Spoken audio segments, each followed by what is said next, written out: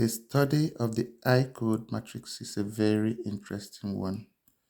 I have to show you the different outlook of this whole thing. This is the nucleus of the I code system, the matrix. The matrix is like double of what you're saying. This is the I code diagram proper. It looks like this, a clockwise structure that has each of the codes and each number of each code. We're also going to find out the meanings of these codes, and from there we begin to develop our ideas on how to identify oneself and how to position oneself. So look at the functionalities. We can look at this thing in different ways. It's always three levels, four different levels, three in each level. Cyber, Court, and VAS are at the first level. Logon, no, cyber, Court, and VAS, yeah, at the first level. Logon, JOS, and IMO at the second level. iLead, SSB, and PIB, the third level. And PPPPB, HFOS, and BID at the fourth level. They all have their meanings. They all have their rules. You can see the first code at the first level is the executive arm of government, and the left arm is the judiciary arm of government, the right arm legislative arm of government, then the platform for political development, platform for social development, platform for economic development, integrated labor employment and academic development, services industry development, productivity industries development, the people's public-private partnership, social inclusion, and economic inclusion. These are the different codes, the 12 cardinal points and their rules.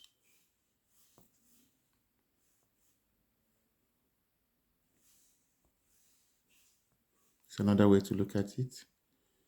The functionalities, the 12 codes, the 12th one here. The 12th one is for financial inclusion, then executive stroke accountability, the first code.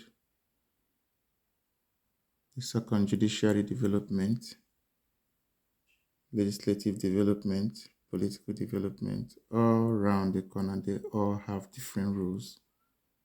So this is the default time of the old era. Okay, you see, you remember how the clock looks like? The clock looks like this.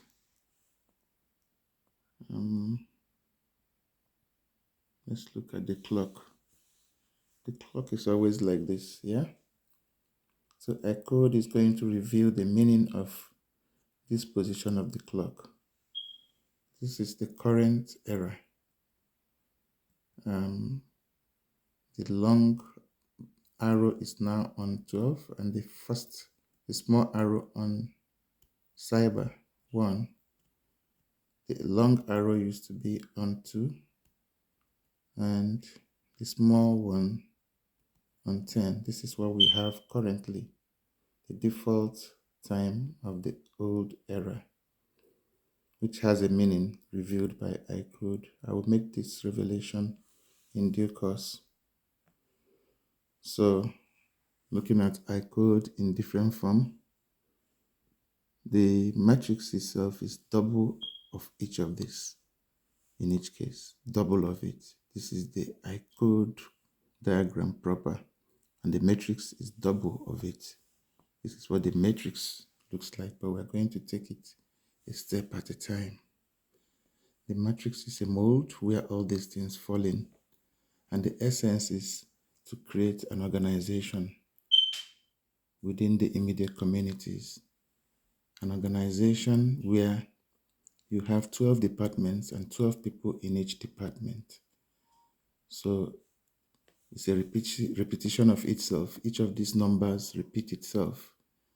1, for instance, the cyber repeats itself and repeats itself twice in each case because it has to play a role in a department, in each case, in each of the departments. So all these things repeat themselves in each department. All these 12 functionalities repeat themselves in each department. So that's the idea of iCode. But then looking at it in different ways, the um, clockwise angle of the whole lecture is very significant because we are going to use it to do a lot of learning. And these are the rules. If you remember the core values of life and civilization, this is the core values of life by ethics. This is how we put it here. And this is the core values of life by code of conducts from universalism, which we use to create the arms of government. This is from universalism being used to create the state governments of the institution we are establishing. So for core values of civilization, this is the occupational cycle by industry, sectorism.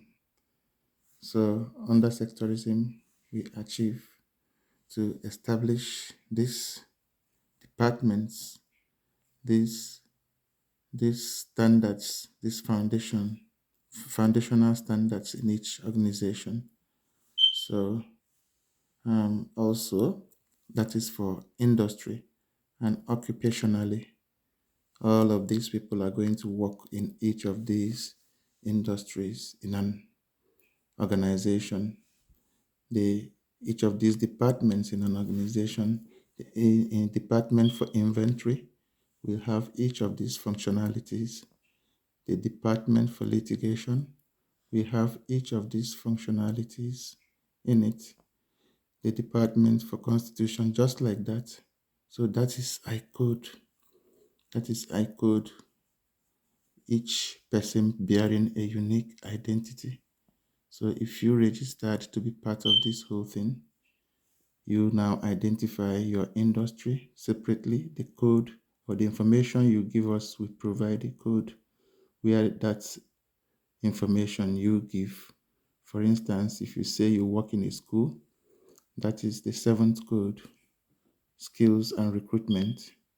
And if you also say, okay, that is for your expertise or profession. If you say you work in a school, that is manpower and labor. 07 is the first code.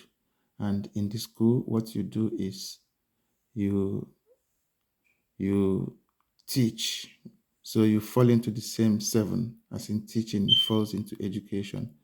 If you are the lawyer of the school, for instance, legals becomes 0702 becomes your unique identity.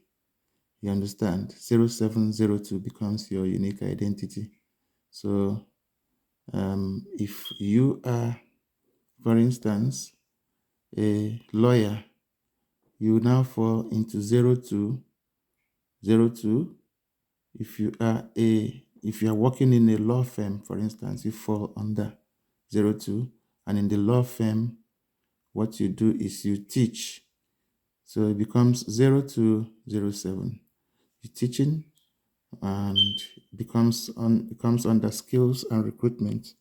So you fall under, if you take a claim of the industry and the profession you belong to.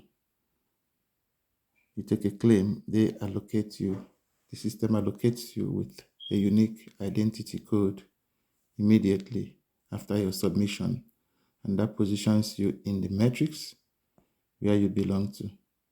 This is how iCode functions.